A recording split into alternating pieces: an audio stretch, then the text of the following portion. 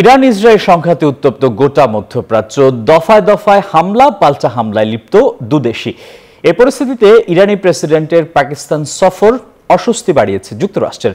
তাই তো ইব্রাহিম রাইসির সফর শেষ না হতেই নিষেধাজ্ঞার হুমকি দিয়েছে ওয়াশিংটন। সতর্ক করেছে তেহরান ইসলামাবাদের বাণিজ্যিক সখ্যতা পাকিস্তানের সঙ্গে দূরত্ব বাড়াবে যুক্তরাষ্ট্রের। গাজা যুদ্ধকে আঞ্চলিক সংঘাতে পরিণতির ঝুঁকি ও ইরান ইসরায়েল প্রকাশ্য দ্বন্দ্বের মধ্যেই আঞ্চলিক ও দ্বিপাক্ষিক সম্পর্ক জোরদারে 3 দিনের সফরে পাকিস্তান গেছেন ইরানি president Ebrahim Raisi. Walton fridge কিনে অনেকের মতো আপনিও হয়ে যেতে পারেন মিলেনিয়াল। সেরা পণ্যের সেরা অফার।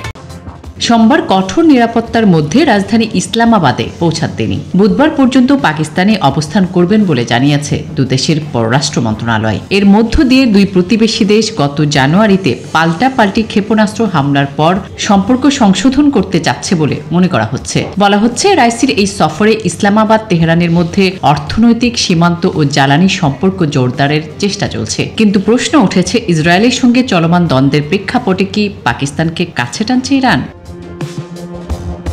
ইসরায়েলের সাথে যখন বিপজ্জনক একটি সংঘাতের দিকে যাচ্ছে ইরান, এমন সময়ে ইসলামাবাদ ও রাওয়ালপিন্ডি থেকে সমর্থন সুরক্ষিত করার প্রচেষ্টা হিসেবে ইরানের জন্য রাইসির সফর খুবই গুরুত্বপূর্ণ বলে মনে করছেন বিশেষজ্ঞরা।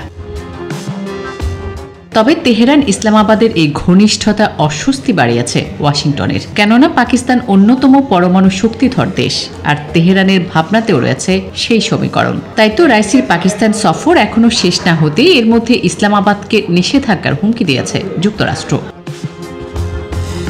এক বিবৃতিতে যুক্তরাষ্ট্রের পররাষ্ট্র মন্ত্রণালয় জানায়, কেউ যদি এই মুহূর্তে ইরানের সঙ্গে কোনো প্রকার বাণিজ্য চুক্তি করে তবে তা নিয়ে সম্ভাব্য নিষেধাজ্ঞার ঝুঁকি সম্পর্কে সচেতন থাকার পরামর্শ দিচ্ছে যুক্তরাষ্ট্র।